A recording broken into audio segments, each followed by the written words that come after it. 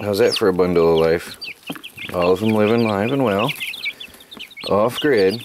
All I have to do is keep the house downstairs at a reasonable temperature and upstairs is hotter. And they're doing well. No electricity, no energy. Just running the wood stove. And I regulate the temperature with the windows. Got one window open a little bit right now. It is, you have to keep it relatively hot, but it works. You can raise chicks off the grid without any power at all. Just heating your home and keeping them upstairs on a higher level, up near the ceiling. And they will go through a lot of water though because it's dry up there. But they're doing it. This is my third group passing through here. Well, third and fourth this year already. Because whenever they had the deals, I would grab a couple. And they're getting stronger. That one's getting about ready to go outside. Once they start to fly out, then they're getting pretty much strong enough to go outside. And then they join the bantams in the chicken tractor outside. And everybody's doing fine out there. There's my first batch and second batch outside. And then here is well, that would be one of the smallest from the second batch right here. And then I think it might be that one with the tiniest from the second batch. And then the rest of them here from the third and fourth batch. Of course, that would be the third batch. The cute little tiny things. They're so soft and cute. And then the silkies were the fourth, the littler silkies. So, yeah, raising chicks off the grid for sale. Got a business started, hopefully. If nothing else, I'll have plenty of eggs. A lot of eggs for sale. Then I'll start marketing the eggs on Craigslist and at the local markets and just word of mouth. This one is really cute with puffy cheeks. They can fly already. They got little wings. Here's my off-grid little baby chicks. I should also mention the space in here. These are relatively crowded, I should say, but I do take them out during the daytimes, and this is just their nighttime sleeper, which is better for them to be in a smaller, tighter packed group anyway for night.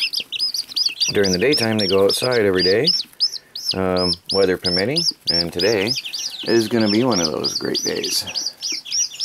So they'll be outside enjoying the beautiful weather and toughening themselves up. So, and then the only thing is when you keep them more densely packed like this, they'll be fine. They'll live. They won't get sick as long as you keep that litter changed. That's the important thing. Fresh food, fresh water, fresh litter, and warmth. That's all they need. They're very simple to care for. Fresh food, fresh water, and warmth. And see, I've got very fresh water. I change that 3 times a day. I change that water because they muck it up. They really make a mess of things. But they do fine just like this. You gotta imagine a mother hen in a nesting box. They're more closely confined than this. Yep, time to put the lid on. They're gonna go outside soon. Look at this sunny, beautiful day. 60 degrees out already at 9:30 in the morning. Really nice. I don't even have a jacket on. Well, I've been picking away at this wood, but it's slow going. I'm pretty sore, so I'm taking my time on that. I will get it. Now, I do have a project. Got to figure out exactly where I'm going to have to move some of these logs out of the way. I do have a project going on right now. I got some plants the other day. I'm going to put my herbs around the rocks as I had originally intended and complete my herb gardens here. So I do have some herbs that I picked up the other day and I want to put them around both rocks. So I have some pretty little rock gardens and flowers and stuff around them. Now, what I have over here, I don't know, but these are, I think, flowery things. I'm not quite sure. But right here are some very nice little green growths. I'm going to let them stay over here and see what they do, just out of curiosity. So this section will be all growing on its own. And then I've got to put the border of rocks all the way around. Now that is not a high top priority, putting the rocks down here, but I do want to get the flowers and plants in. I bought some edible flowers.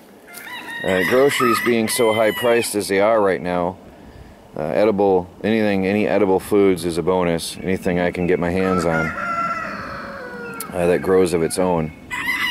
So I'm going to haul them out and get an idea how we're going to do this today. So far what I've got is I planted some pansies. These are edible flowers, and I planted a few along here, up in here, and I don't know if my lavender is going to make it or not. There's no sign of life, but yet when I try to pull it up, it resists pulling out by the roots. So the roots are in there deep. And I've got some, my May Night Salvia did well and is growing back up. And then I've got here, the thing broke sadly when we were cutting the logs. Something Salvia. I have something Salvia here growing that came back from last year and is doing well. Now later on, when I have more time, I'm going to come out here, get all these leaves out of here. Right now I'm sort of in a hurry because I have to leave to help my landlady today. But, oh, New Dimension Rose Salvia. That's it, Rose Salvia. So, they're coming back from last year. That's nice. And then I've got the creeping phlox did very well through the winter. My peppermint I thought was dead, but I found a little tiny trace of life in there. So that'll come up. And then I planted 2 more peppermints. I really love peppermint plants, and they attract bees. They're very beneficial. And then I have here some alyssum.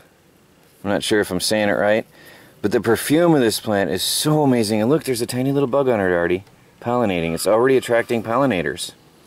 Can you see that? There's a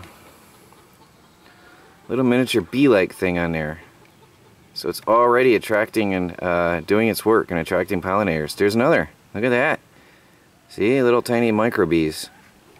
And the benefit of them, although they're not, I don't know what they really are. They look just like bees. But the benefit of these is they are pollinators. And here they're going to another one right over here. So they're going from flower to flower. It's very sweet, fragrant flowers. And there's a whole mess of these little microbees. I'm calling them microbees because I don't know what they are. But it is definitely attracting the pollinators already. Very sweet, beautiful smelling things. So I've got, these are good for edging, they say. So I've got some here, here, here, here. And then over here I got one, and over here. And that was a flat. Now what I've got over here, see, this is going to be an herb slash flower garden, and that one as well. Now that one requires a lot more preparation, so I'm going to do this one first. And I'm going to take all the herbs that I planted in the garden last year and bring them out to around the rocks. I'm going to dig deep and wide around those roots and transplant massive balls of earth around them so they won't be stressed. So they should be fine, because then I want to prepare the garden better this year. And then I've got the lettuce growing in the tub, pretty much equal with the ones that I didn't plant out of the flats yet. I just watered that one, it was wilted, but it's fine. I've got some chamomile, which I always wanted. I've never seen this as a plant. So I've got chamomile, I've got dill, which will go in the herb garden. I did get some tomatoes and broccoli to give me a head start on food. And then I've got some edible violas, which I'll do these real quick, scattered around this rock bed, and it'll give me some really nice beauty and edibles. And because these are annuals, these are just really nice. They're not going to spread very wide or far, probably, so they'll just be fill-ins around the herbs, because the bigger herbs are going to take a couple years to spread. So first they got to take root and get themselves going, and then they've got to spread. As I said, the lavender, I don't even know if it's coming up or not. There was one here. I don't know if it's going to make it. And then over here I had somewhere, there's a lavender bush there that's showing no sign of life, and there's one over there that's showing no sign of life. So we'll see. So I'll plant these in around here and add some beauty and color. But I have to leave room for the bigger herbs.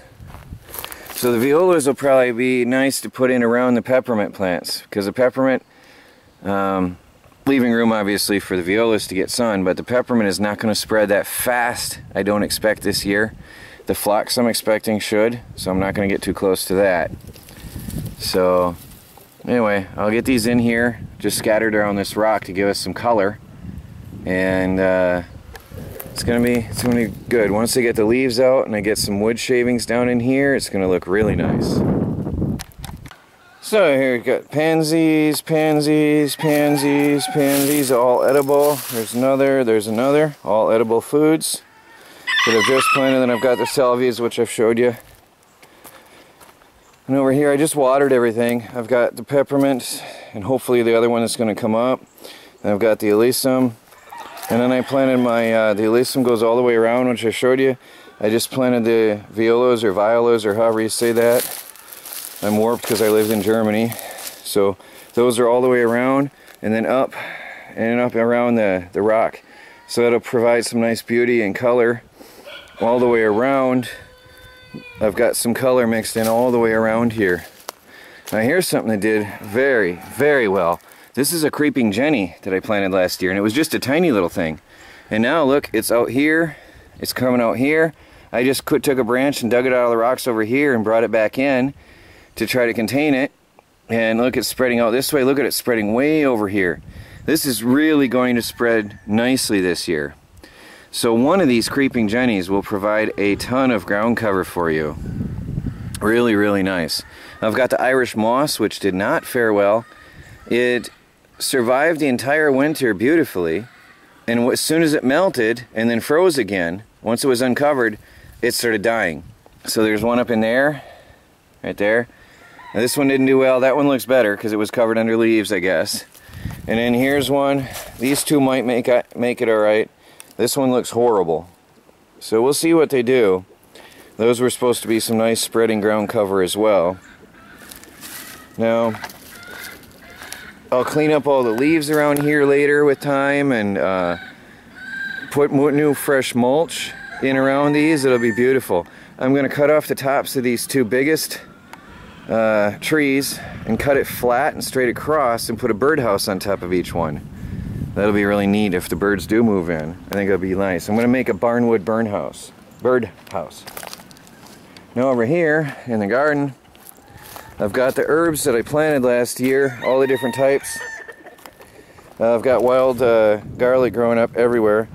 But the herb plants there, the catnip really did well. Second year, now this was a tiny clump I brought home last year. Second year, looking really good. Wild dandelion, I think I'm going to keep that actually and uproot it and transplant it because those are amazing fresh greens. And then I've got the different thyme varieties and the low, what's it called, low something cat mint. So those I will transplant over. And then I've got the two varieties of basil, and then a sage over here, and another herb that I have to check what it is, and then another over here. So all these herbs will be transplanted over. Now I've got a lot of food growing up from last year, and I let them grow because they were I didn't get the straw on in time, so I didn't get to harvest them. But the leaves are edible. These herbs, the leaves are edible. Look at this bush. This is so beautiful. These are just incredible. This was a turnip, what was this, a rutabaga. Now the root is obviously not going to be edible, but the green's coming off this thing. Look at how it's spreading. Beautiful, beautiful foliage. So I just love I love the flavor of this stuff. I rip it off, make sure there's no worms yet. Yeah, it's early yet, there's no worms. Amazing flavor and texture. I love this stuff. I just love it. So I just keep letting it grow and keep eating it. I love this plant. And here's some more. And then there's some that didn't grow last year from the seeds. They didn't grow up, and they're starting. So I don't know what's going to happen with them. So, and here's something coming up here and here. So I'm going to give them a chance because I just love eating them. I love the greens. I don't care about the roots now. Second year. And this is so good. So I've got to get ready to go and help my landlady. I'll take you around another time and show you more of my herbs and vegetables in the off-grid homestead. Well, I just got back from helping my landlady. I had to go help her. She's organizing a van to haul around her husband, who has one leg. He's been bedridden forever, and the Veterans Administration is giving her a van with a lift and a mobility scooter. So that's exciting. It's very exciting news. So I went out there and helped her. We were checking it out and stuff, and then she had to get the paperwork signed, so we're gonna have to go back another day to pick it up. We thought we would do it today, but oh well. You know, people make mistakes. So that's that wasn't finished yet. I got all the look at the white little puffer balls there. Pretty little things. They're happy. I just fed them. I got to put away the container. I got to put that away. So everybody got fed. Oh, that's the happy chirping sounds. Well, I haven't done anything. Now I got to help somebody else. I haven't done really much around the homestead yet today. So I've got to head into town again and help somebody, and hopefully we'll get back and get some projects going here at the Off-Grid Homestead.